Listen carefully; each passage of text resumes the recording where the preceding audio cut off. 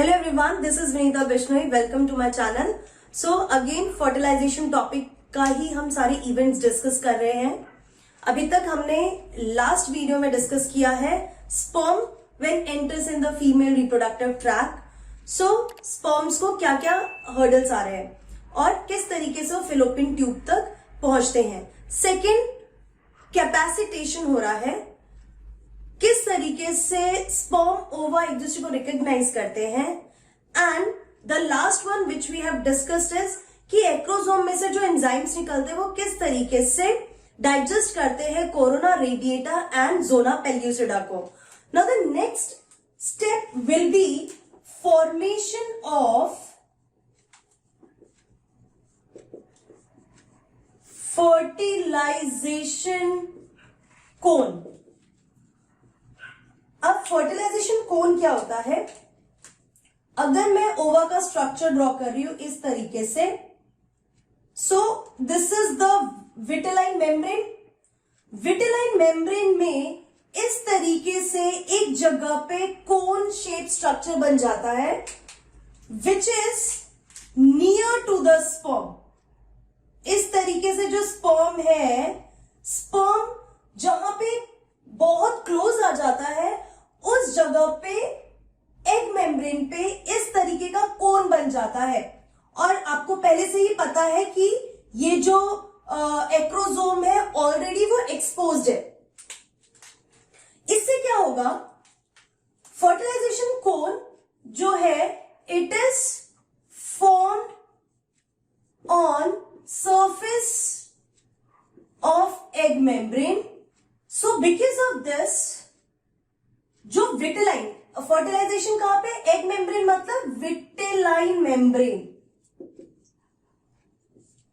सो इसकी वजह से sperm comes more closer to egg. और इसकी वजह से, क्योंकि यहां पे क्या है, till this place already acrosome जो है वो रप्चर्ड हो चुका है, ऑलरेडी उसके एंजाइम्स एक्सपोज्ड है. तो यहां पे जैसे ही कोन बनेगा, enzymes can easily come, they will dissolve the membrane. Enzyme from sperm will dissolve the membrane. ठीक है, तो क्या हुआ? फर्टिलाइजेशन कोन बना. फर्टिलाइजेशन कोन जो विटेलाइन मेम्ब्रेन है वो थोड़ा बर्स्ट आउट हो जाता है. Because of that sperm comes closer, और वो मेम्ब्रेन जो है फर्टिलाइजेशन कोन की वजह से थिन हो जाती है वहां की मेम्ब्रेन, जिसकी वजह से स्पर्म और भी क्लोज आ जाता है ओवा के. एंड क्योंकि जो स्पर्म का एक्रोसोम है वो ऑलरेडी एक्सपोज्ड है, तो उसके एंजाइम इजीली डिसॉल्व कर देते हैं विटेलाइन मेम्ब्रेन को. So this is happens. Now ये सारे जो प्रोसेस है ये साइमल्टेनियस प्रोसेस है. Now as this egg membrane and sperm membrane come in contact, ये जब कॉन्टैक्ट में आते हैं ट्रिगर्स मियोसिस 2 प्रोसेस. इसकी वजह से, क्योंकि मियोसिस 1 तक ही हुआ था, ओवा जो है, ova is released from ovary at secondary oocyte stage. Secondary oocyte stage पे रिलीज होता है, मतलब अभी सिर्फ मियोसिस 1 कंप्लीट हुआ है, मियोसिस 2 अभी भी बाकी है. सो कैसा होता है? This is the primary oocyte. Primary oocyte ने क्या किया? मियोसिस 1 किया, और मियोसिस 1 करने के बाद now we have secondary oocyte and 1 first polar body. Secondary oocyte का ओव्यूलेशन हुआ, और जैसे ही कांटेक्ट में आते हैं स्पर्म मेम्ब्रेन और egg membrane, now this secondary oocyte will go for second meiosis. सेकेंडरी oocyte जो है वो मियोसिस 2 कंप्लीट करेगा मियोसिस 2 कंप्लीट करने के बाद बनेगा ओवम, जो एग्जैक्टली हम एग बोल रहे हैं बार बार, and small secondary polar body. ठीक, सो ये रहा, इसे मैं वापस अच्छे से ड्रॉ कर देती हूं। फाइन, दिस इज द ओवा, ओवा का मेम्ब्रेन है, और वो मेम्ब्रेन में मियोसिस 2 हुआ। मियोसिस 2 हुआ तो मियोसिस 2 होने की वजह से there will be one small polar body, एक पोलर बॉडी रहेगा, और जो स्पर्म है, sperm enters through animal pole. Animal pole is the place where nucleus present होता है. Fine. So sperm enters through the animal pole, and जो secondary polar body है, this exit from animal pole. और animal पोल के opposite जो है वो vegetal पोल है। तो एनिमल पोल को कैसे हम रिकॉग्नाइज करेंगे? By the presence of this nucleus of egg. Okay, so ये सब साइमल्टेनियस प्रोसेस है, आप बहुत अच्छे से इसको डिफाइन नहीं कर सकते हैं। फॉर्मेशन और फर्टिलाइजेशन कौन हो रहा है, जिसकी वजह से स्पर्म एंड जो विटलाइन मेम्ब्रेन है वो एक दूसरे के बहुत क्लोज आ गए हैं, एंड जैसे ही वो कांटेक्ट में आते हैं वो ट्रिगर करते हैं मियोसिस 2। मियोसिस 2 की वजह से जो सेकेंडरी oocyte था, now it has become ovum, and second polar body बनती है। सेकेंड पोलर बॉडी जो है वो वेजिटल पोल से ही रिलीज होगी, जहां से स्पर्म एंटर हो रहा है। इसके साथ जैसे ही स्पर्म एंटर होने वाला होता है, उसी टाइम पे स्पर्म के पास डिस्टल सेंट्रियोल होता है। डिस्टल सेंट्रियोल जो होता है वो डिवाइड होगा, एंड डिवाइड होके there will be 2 distal centriole. तो जो 2 डिस्टल सेंट्रियोल है वो स्पर्म से आता है, बिकॉज अगेन रिमेंबर दिस, ओवा हैज नो सेंट्रियोल। ओवा के पास सेंट्रियोल ही नहीं होता तो वो आगे सेल डिवीजन कैसे करेगा? सो ओवा को जब ये प्रोसेस हो रहा होता है, उसी समय जो ओवा है it gets the centriole from the sperm. तो एंट्री पे ही वो जैसे ही डिसॉल्व होगा यहाँ का मेम्ब्रेन, तो न्यूक्लियस से पहले distal centriole will come into the cytoplasm of ova.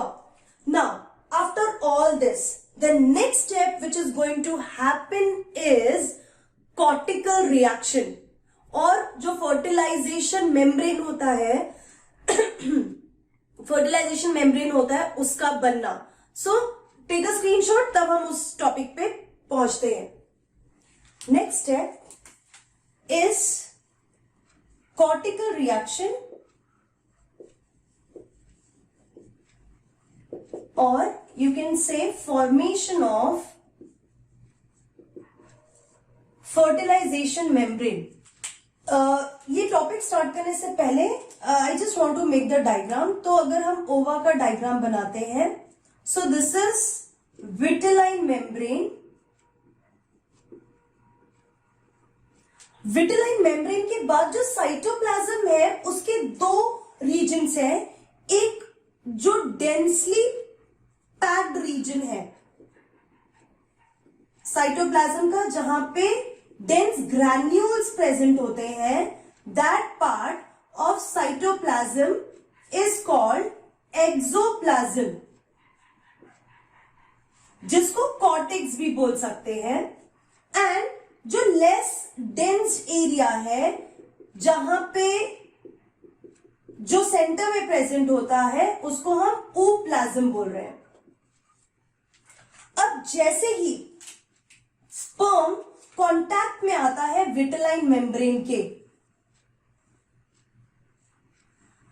तो पूरी तरीके से it has come closer to the vitelline membrane. वो डाइजेस्ट कर रहे हैं विट्रिलाइन मेम्ब्रेन को, उस वक्त यहां पे जो कॉर्टेक्स रीजन है वहां पे कुछ ग्रैन्यूल्स प्रेजेंट होते हैं। यहां पे इन ग्रैन्यूल्स को कॉर्टिकल ग्रैन्यूल्स कहते हैं। Cortical granules contain enzymes. अब हुआ क्या, जैसे ही स्पर्म कांटेक्ट में आया विट्रिलाइन मेम्ब्रेन के, there will be a change. Change क्या आएगा कि विट्रिलाइन मेम्ब्रेन जो है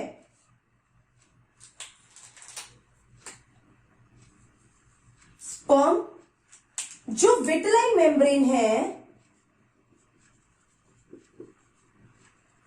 जैसे स्पर्म कांटेक्ट में आता है ये हो जाएगा थिक।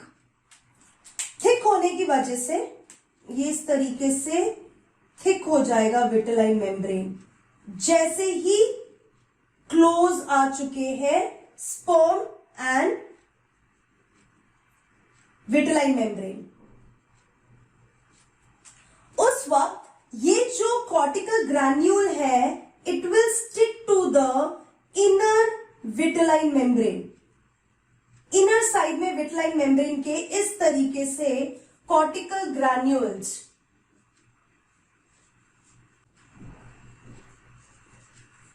कॉर्टिकल ग्रैन्यूल्स का क्या हुआ, stick to the inner side of membrane. उसके बाद एक गैप बन जाएगा साइटोप्लाज्म में। ये वाला जो पोर्शन है साइटोप्लाज्म का, that is axoplasm.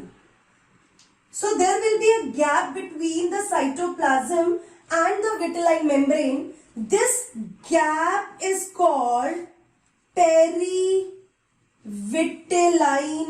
Space. And very important thing is, अब इसको बोलेंगे, ये जो विट्रिलाइन मेम्ब्रेन और कॉर्टिकल ग्रैन्यूल्स एक दूसरे से स्टिक हो गए हैं, now this is called fertilization membrane. So what is fertilization membrane? It is a thick vitelline membrane which has cortical granules towards its inner side. अब ये जो कॉर्टिकल ग्रैन्यूल्स है, मैंने बोला इनके पास एंजाइम होते हैं। अब ये एंजाइम क्या करते हैं, enzymes it will cause chemical change in the membrane. Membrane में केमिकल चेंज करेंगे। एंड दूसरा, इट रिमूव्स, ये पहला है, ये second, removes sperm receptor sites from membrane. Membrane पे जो स्पर्म रिसेप्टर साइट्स है उनको रिमूव करेंगे। स्पर्म रिसेप्टर साइट्स रिमूव होने की वजह से no more sperm can recognise ova. तो आप रिकॉग्नाइज ही नहीं कर पाएंगे। तो एक स्पर्म जैसे ही फर्टिलाइजेशन करता है, जैसे ही वो कनेक्ट होता है विट्रिलाइन मेम्ब्रेन को, उसकी वजह से फर्टिलाइजेशन मेम्ब्रेन बना। So fertilization membrane is a thick barrier to the other sperm. तो फर्टिलाइजेशन मेम्ब्रेन का सिग्निफिकेंस क्या है? Stops polyspermy. Polyspermy means many sperm entry, बहुत सारे स्पर्म्स की एंट्री को स्टॉप कर दिया जाता है due to fertilization membrane. So what we have read, cortical reaction, क्योंकि कॉर्टेक्स से रिलेटेड रिएक्शन है। जैसे ही स्पर्म कंप्लीटली अटैच हो जाता है विट्रिलाइन मेम्ब्रेन को, there will be a change in the membrane, vitelline membrane. क्या चेंज आता है?